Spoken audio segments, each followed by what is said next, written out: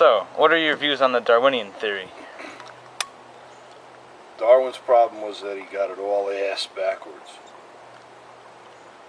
His musings or theory is that chemicals create life, when we can look around us everywhere and see that chemicals come from life. So it's life from life, or spirit. And chemicals come from this spirit. Just as a lemon tree, a live lemon tree, produces citric acid. So this citric acid is produced by life or spirit. You can easily observe this. A dead lemon tree, once the spirit has left the tree body, cannot produce any citric acid. So this is proof, on a small scale, that chemicals are produced by life, not that life comes from chemicals. Darwin got it ass backwards. Chemicals are produced by life. Life is not produced by chemicals. You can inject that dead tree body with all the nutrients, elements, chemicals you want, and you won't bring it back to life, because the spirit soul has left the tree. Scientists today understand that there's antimatter. They've discovered this, finally. Actually, it's been rediscovered. The ancients knew.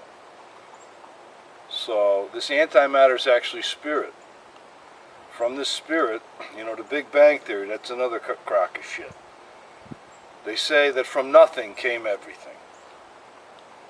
But it wasn't from nothing. It was from antimatter, the antimaterial realm.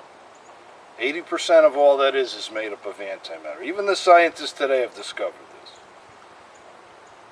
So from this antimatter, this antimaterial realm, the spirit, came matter. Just like chemicals come from spirit, life. The lemon tree is a small example of that. The universe is a big example of that. The Big Bang is another ass backwards theory. From nothing came a Big Bang and everything complex. I think I understand what you're saying. Can you tell me more about the spirit?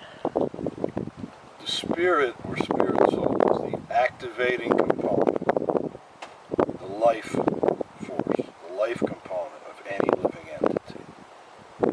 A simple example would be a nuclear submarine. Because the atheists are so proud, they always talk the brain this, the brain that. The Buddhists, the brain this, the brain that. Everything is the brain, the brain, the brain. No spirit, just brain. This is their philosophy. But while a nuclear submarine has very advanced computers, they're the brain of the submarine. Without the animating component, the nuclear core, the nuclear power, it's just a shell, the submarine. Even with all the computers, if they cannot be activated, they're useless. So while there is a brain and there is computers, without the spirit or the activating force, this component that activates, brings to life, if you will, this life force.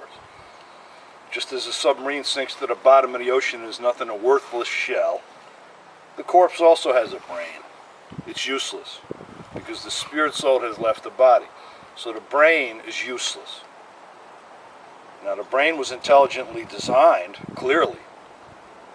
In fact, Bill Gates said, and he's no spiritual brother, he's not a spiritual-minded person, but even he said, when he looks at the DNA, the double helix and whatnot, he says, because now the scientists even understand, there's informational coding. He said it's so far beyond his most advanced software engineering. All these brilliant software engineers get together, doesn't compare to the informational coding in a single strand of DNA. It's far beyond anything man could ever intelligently design. So now the atheists want to just ignore these intelligent design. They just want to ignore and say Big Bang, from nothing came everything. Life comes from chemicals, yet for centuries they've been trying to bring about life from chemicals. They cannot do it. They cannot create even a blade of grass. But they're in their arrogance, they want to talk. Oh, life comes from chemicals. So demonstrate. This is called science. Demonstrate if this is true. This they cannot, never can do. They can't demonstrate. And even if they could create a blade of grass, still it would take intelligence in the laboratory to mix chemicals and do these things and come up. Still they hadn't been able to do it. But even if they did it, I look outside, I see grass everywhere, billions of blades. Who created? Who mixed the chemicals and created intelligently? God. Scientists can't understand due to their arrogance and envy. They're envious of God. Proof. Life comes from life. A dead lemon tree is useless, no chemicals can be produced. Citric acid cannot be produced. Lemon, fruit cannot be produced unless the life force is there. Life force must be there when it leaves. No matter how much chemical they inject, nutrients inject, no. Every element is in the dead body that was in it when it was alive. So this proves, this is proof, that it's not just material elements that bring about life, because the corpse also has every material element is there. No material element is left, only spirit soul is there. So same thing with the fruit tree, the spirit left. No more fruit, pal. No more chemicals being produced. It's over. Just like the submarine, when the nuclear power unit is not there, the submarine just sinks. It's useless shell, computers and all useless. The atheists, they can't understand this. They don't understand that the antimatter is spirit. They want to talk science. All science this, science that. They're the most unscientifically thinking people on the planet. They have no scientific thinking. They can't even see that Darwin's musing. Darwin thought that a cell was a blob of jelly. Today we know the cell is very intricate, very highly designed. Many parts. It's very highly designed. It's not a blob of jelly. Yet they still stick with this guy because it's their religion. Darwinian fundamentalism is their religion. They're not scientific thinking at all. They have no understanding of science. Scientifically, tell me then, scientists, you're so proud of yourselves. What is the difference between a corpse and a live living entity, living being? What is the difference? The chemicals are all there. The material elements are all there. The mechanical parts are all there. So inject chemicals, bring back to life. Manipulate mechanically, bring back to life. Can't do it. They've tried forever. Can't do it. Yet they stick with their bogus, arrogant, pompous, idiotic, nonsense, childish theories. Big Bang this. Man came from primordial slime. This is what they say. Their ancestors they consider to be slime. This is their false ego. Their ancestors weren't slime. Hell, the ancestors were more advanced scientifically than many are today. In some areas, science is more advanced. In many areas, it's far less advanced. This knowledge has been lost. You speak of this God, so how can you prove it to any other non-believers? I'm speaking of intelligence of design and spirit soul. But yes, there is a controller. There is a God. There is a controller. Scientists today and man today is so proud of their works. They'll look at a Swiss watch piece and they'll marvel at the brilliance and of the engineering and the brilliance of the mechanical design of a watch. Easily we can understand if you find a watch and look at the mechanism that it was designed by an intelligent person, an intelligence. This is not questioned. But yet a watch is just a trinket, a token of the real clockwork of the planets and stars and heavenly bodies revolving disk upon disk upon disk, plane upon plane upon plane, not colliding with each other. This is a life-giving force. The sun rises particular times, sets particular times. The axis of the earth, so many things must be precisely, exactly as they are for life to exist. And yet they marvel at a token trinket watch and would laugh if you said that that came together by random happenstance. Oh, just by chance all the pieces came. There's a big explosion, now we got a Swiss timepiece. This is the level of their scientific thinking, and they're so proud of it, this thinking? No. Just as you can see, the watch was, some intelligence was required. Also intelligence is required for the universes to behave in the way they do. For life to be everywhere. This anti-material realm produced material, chemicals, and infused them with spirit, life. So does this intelligence or God have a name? God has many names, just like I have many names.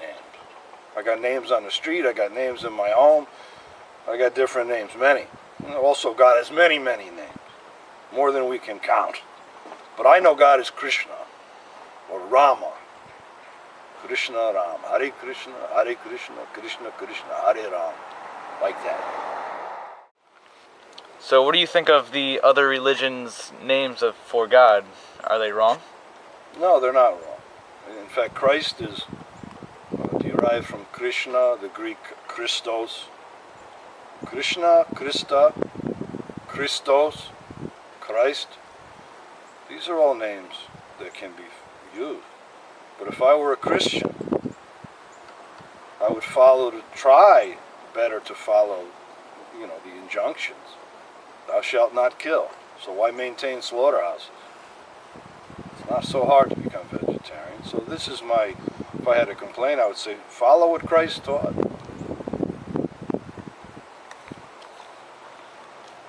I'm freezing my ears off.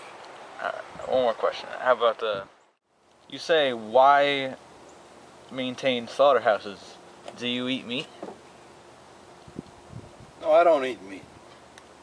But I do it for spiritual reasons. The health benefits are just a bonus. Karmically, when involved in killing, is not so good karmically.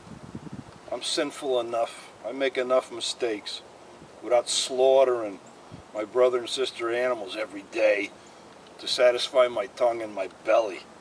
I can easily subsist on vegetarian, You take dairy, but you don't kill the cow to get the milk. I'm a big brother. I'm plenty big and strong.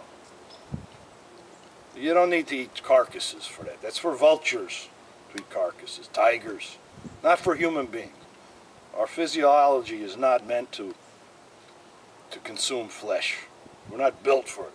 We don't have fangs, our intestines are too long, on and on and on. So this concludes our interview. Is there any final words you'd like to say to your viewers? Well, I'm glad our interview's concluded, because it's about 5 degrees out here.